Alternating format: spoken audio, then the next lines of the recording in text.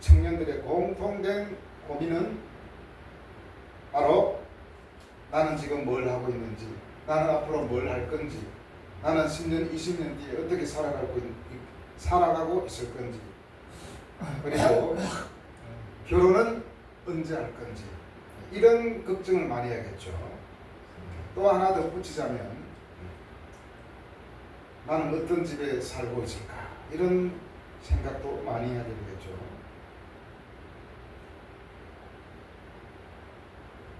그래서 우리는 이렇게 생각합니다. 나의 스펙이 얼마인지, 그리고 세상 사람들이 나를 어떻게 평가하고 있는지, 바로 나의 정체성을 생각하게 됩니다. 사실 사람들은 개별적으로 그냥 나는 나다 이렇게 생각하면 되는데 사실 그렇지 못하잖아요. 나는 사회에서 어떤 존재일까, 그런 생각을 많이 하게 됩니다. 그러나 성경은 우리의 존재 가치를 세상이 아니라 하나님에게서 찾으라고 말씀하십니다. 왜냐? 바로 우리는 그가 만드셨기 때문입니다. 하나님께서 우리를 만드셨기 때문에 우리는 우리의 가치를 바로 하나님에게서 찾아야 된다는 것입니다. 오늘 말씀에 보면은 만들다라는 단어가 나옵니다. 이 만들다라는 것은 원어로 포이에마라고 합니다. 바로 여기 포이에마에서 시라는 단어가 나왔다는 거죠. 시가 뭐죠? 영어로 포임, 시가 나왔습니다.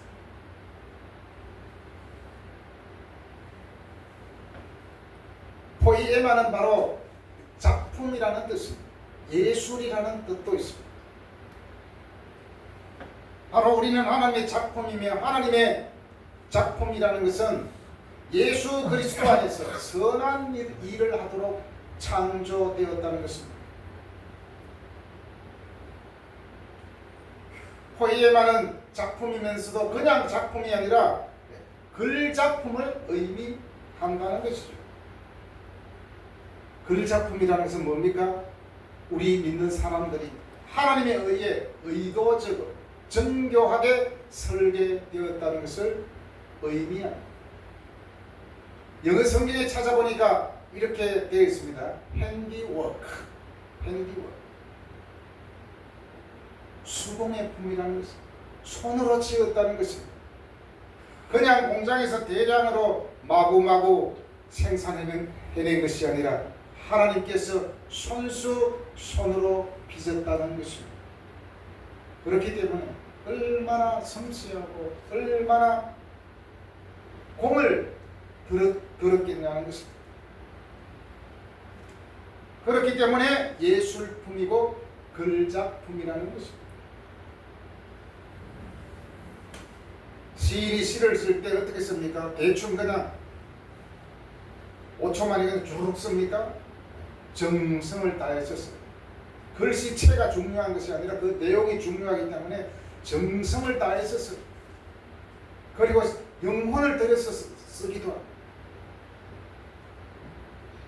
어떤 시인은 시 한 줄 써놓고 3년을 묵혔다가 쓰기도 했다고 해요. 그만큼 애를 썼다는 거죠. 그런 의미에서 시는 바로 예술품이고 글작품이에요.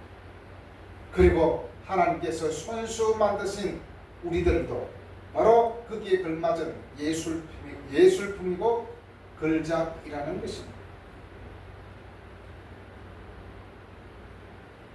현대사회에서 많은 사람들은 자신을 다른 사람들과 비교하며 살아갑니다. 살아갈 수밖에 없는 그런 구조 속에 우리가 살아가지 않습니까? 경쟁을 해야 되기 때문에. 그래서 이렇게 말합니다. 나는 왜 저 사람처럼 능력이 없을까? 왜 나는 좋은 직장을 갖지 못했을까? 왜 나는 다른 사람처럼 성공하지 못했을까? 이런 비교의식에 우리는 살아가고 있습니다. SNS를 열면 남의 성공이 보이고 자신의 부족함만 크게 느껴지고, 그래서 많은 사람들이 SNS에서 자기를 크게 보이려고 노력합니다. 요즘에는 AI가 있어가지고 얼굴도 보정하고 잘생기게 만들어서 페이스북에 올리기도 합니다. 그러다 보니 많은 사람들, 많은 특별히 크리스찬들, 나는 별 볼 일 없는 사람이다 라는 거짓말을 믿으며 살아가기도 한다는 것입니다. 그러나 에베소서 2장 10절은 그런 생각을 정면으로 뒤집습니다. 뭐라고요? 우리는 바로 그가 만드신 바라. 여기서 만드신 바라는 것은 단순히 만든 물건이 아니라는 것입니다. 앞에서도 말씀드렸지만 예술가가 혼을 담아 만든 글작품을 의미하지 않겠습니까? 절대로 하나님은 실수로 우리를 만드시지 않았습니다. 우리는 종종 이렇게 생각합니다. 내 성격이 마음에 들지 않습니다. 내 외모가 싫습니다. 내 환경이 원망스럽습니다. 그러나 우리가 기억해야 될 것은 하나님은 절대 실수하지 않으신다는 것입니다. 시편 139편 13절 14절에서 이렇게 말합니다. 주께서 내 내장을 지으시며 나의 모태에서 나를 만드셨나이다. 내가 주께 감사하오면 나를 지으시니 심히 기묘하시니라. 나를 지으셨다는 이 사실이 기가 막힌다는 것입니다.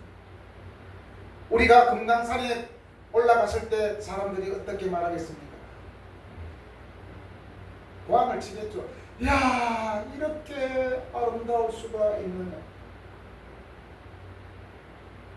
옛날에 중국의 이태백이라는 시인은 달밤에 호수에서 배를 타다가 호수에 비춰진 달이 너무너무 아름다워서 그 달을 잡으려다 빠져 죽었다고 하는 이야기가 있습니다.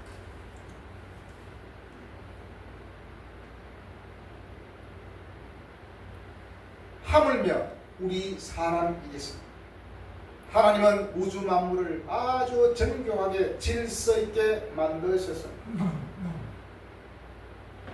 우리 사람은 더 정교하고 더 아름답게 만들었다는 거죠. 하나님은 우리의 외모, 재능, 기질, 심지어 살아온 과정까지도 사용하셔서 하나님의 뜻을 이루어 가신다는 것을 믿으시기를 바랍니다. 우리가 보기에는 부족해 보여도 하나님에게는 버릴 것이 없다는 것입니다. 생각해 보십시오. 공장에서 만들어지는 제품은 하루에도 수천 수만 개가 생산되고 쏟아져 나오고 있습니다. 같은 모양, 같은 크기, 같은 기능을 가진 제품을 하루에도 수십만 개, 수백만 개씩 만들어낼 수 있습니다. 하나가 고장나면 다른 것으로 쉽게 바꿔버릴 수도 있습니다. 그러나 화가가 한 폭의 그림을 그릴 때는 다릅니다. 조각가가 한 작품을 만들 때도 다릅니다. 한 작품을 위해 오랜 시간을 들이고 정성을 쏟습니다. 수없이 손질하고 그 작품은 세상에 단 하나뿐이라는 것입니다. 그것이 작품이고 예술품이죠. 누가 똑같은 것을 하나 더 만들어 주세요 라고 말해도 똑같이 만들 수 없습니다. 바로 하나님은 우리를 그렇게 만드셨습니다. 우리는 공장에서 막 찍어낸 인조 제품이 아니라는 것입니다. 하나님께서 한 사람 한 사람을 목적을 가지고 사랑으로 계획 가운데 빚으신 작품, 최고의 작품입니다. 우리 스스로도 그렇게 말하지 않습니까? 우리 사람을 영장의 만물의 영장이라고 했잖아요. 말이 좀 고였다. 만물의 영장이다. 모든 세상을 지배하고 다스리는 것이 사람들 아닙니까? 그 사람을 하나님께서 만드셨다는 것입니다.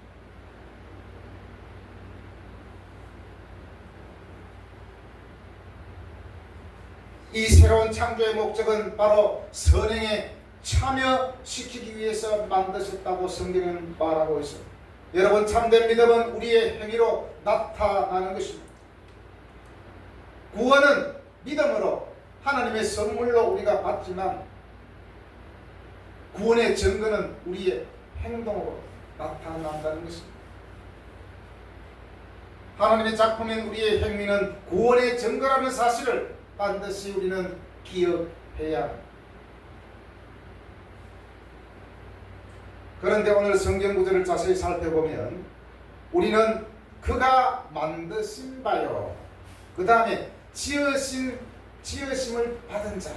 만드신 바, 만드셨다라는 것과 지으심 받았다라는 것과 똑같아요. 사실은 다 만드는 거 아닙니까? 그런데 자세히 보면 다른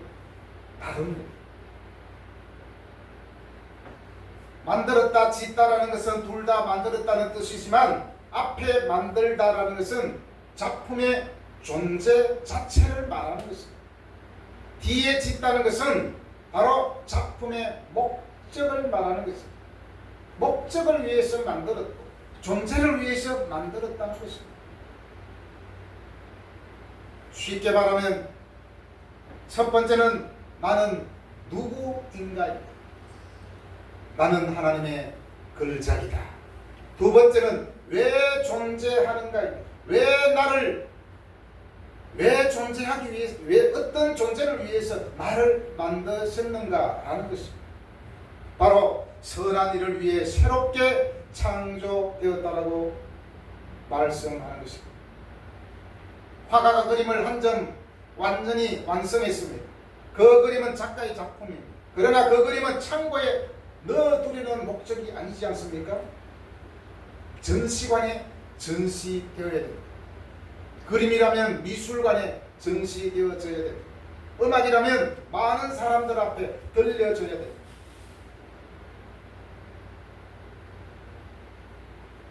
마찬가지로 하나님은 우리를 아름다운 작품으로 만드시고 포이에마로 만드시고 그 작품이 하나님의 영광을 드러내며 선한 일을 하도록 새롭게 창조하셨다는 것입니다. 뒤에 창조는 원어로 기피조네요. 기피조. 그러므로 하나님은 단지 나를 만드신 분이 아니라 나를 새롭게 하시고 목적 있는 삶으로 부르신 그러한 분이라는 것입니다. 예술품이나 글작은 절대로 창고에서 썩을 존재가 아니라는 것입니다. 하나님의 빛으로 드러나야 되겠죠. 그것이 존재의 목적입니다. 그런데 이런 일들을 하나님이 전에 예비하셨다라고 오늘 구절에서 말씀하고 있습니다. 이 말은 원래부터 우리들을 하나님의 자녀로 예수 그리스도를 통하여 새롭게 만드시려고 미리 계획하셨다는 것입니다. 여러분, 계획 없이 얼렁뚱땅 만드신 것이 아니라 치밀한 계획을 가지고 만드셨다는 것입니다. 계획했다는 것은 무엇입니까? 그냥 우연히 우주에 던져진 그런 존재가 아니라는 것입니다. 여러분, 하나님을 믿는다는 것은 우연히 이 세상에 태어난 존재가 아니라 하나님께서 계획에 의해 우리를 이 땅에 보내셨다는 것을 믿는 것이 우리의 신앙입니다. 그것을 깨닫는 것이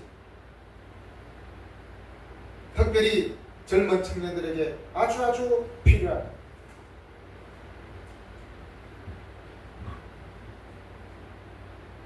하나님은 분명히 우리들을 향해 너는 특별한 존재야, 너는 나의 작품이야 이렇게 말하고 있는데 사람들은 어떻습니까? 사람들은 우리에게 아니면 또 다른 사람에게 그냥 자기 마음대로 틀을 씌우고 평가해버립니다. 너는 아무리 해도 안 돼, 너는 땡이야 이렇게 말하고. 너는 네가 아무리 날고 기어봐 너가 할 수 있는지 그만해 포기해. 너는 안 돼. 너는 죽어도 안 될 거야. 너 같은 게 뭘 할 수 있어. 이렇게 자꾸만 사람들은 프레임으로 덮어 씌운 거야. 너는 안 돼. 너는 안 돼. 그러다 보니까 우리 스스로도 그렇게 생각합니다. 그래 내가 생각해도 나는 안 돼. 이렇게 단정 지어버려요. 사람들은 우리들을 쉽게 단정 지을 수 있지만 하나님 앞에서는 우리는 위대한 작품이라는 사실입니다.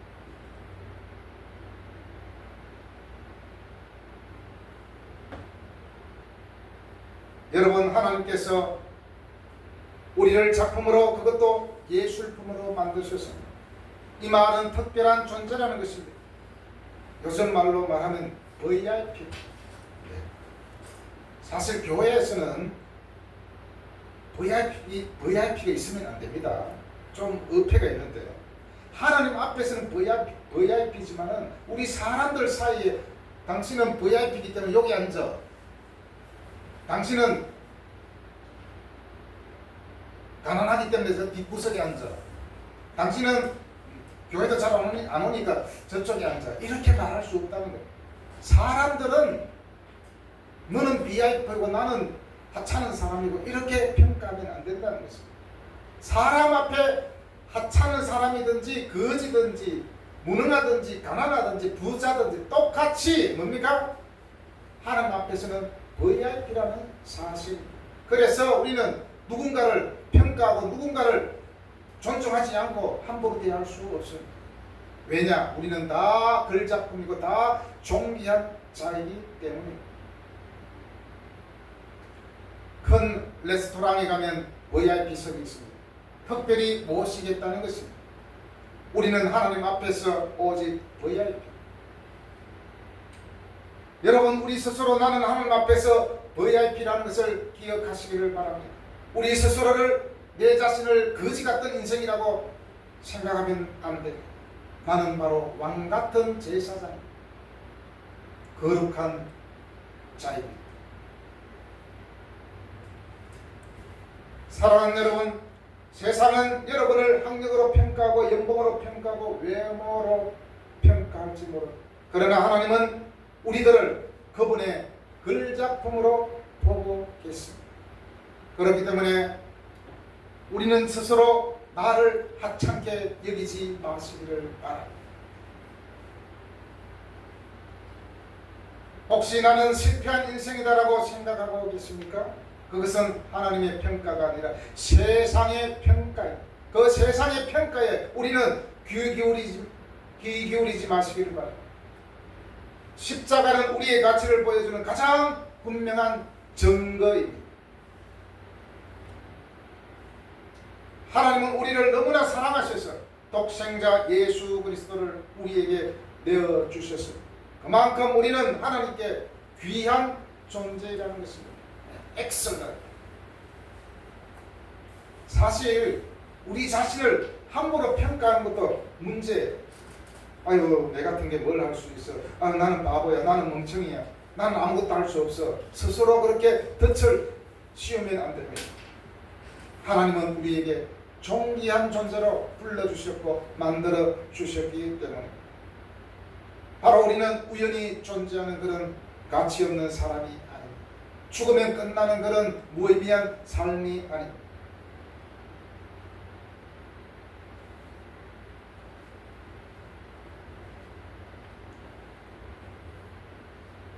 우리는 하나님께서 사랑으로 빚으신 단 하나의 작품이며 지금도 하나님은 우리의 삶을 가장 아름다운 작품으로 완성해 가고 계십니다.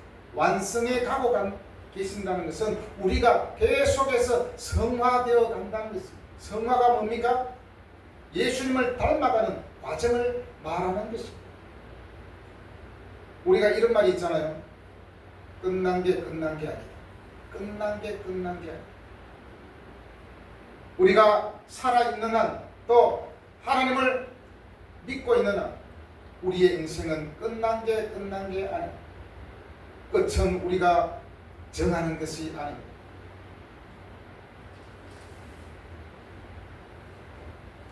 그렇기 때문에 우리는 어떻게 해야 됩니까? 용기를 가져야 되고 힘을 내야 됩니다. 하나님께서 여러분의 인생을 보석처럼 빛나게 해 주실 것입니다. 우리의 가치는 하찮은 짐승이나 하찮은 물건이 아닙니다. 하나님이 함께 하시고 하나님의 성전이 바로 우리 자신입니다. 그렇기 때문에 우리는 우리 자신을 소홀히 할 수 없습니다. 하나님은 우리들을 하나님의 선한 일을 위하여 복음을 위하여 우리를 새롭게 만드셨습니다.